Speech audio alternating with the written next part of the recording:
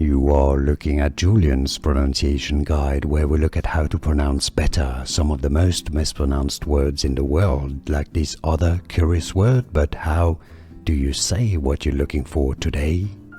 We are looking at how to pronounce this word and more confusing vocabulary. Stay tuned to the channel to learn more. So that's the American English spelling of the word. The British English would have a U after the O.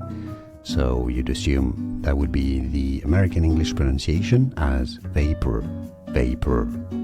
In the British English, vapor. And now you know. More videos for you here to learn more. Thanks for watching. Here are more videos on how to pronounce more confusing words and names too many mispronounced. Like this video if you found it useful. I appreciate your support. I'll see you soon and thanks for watching.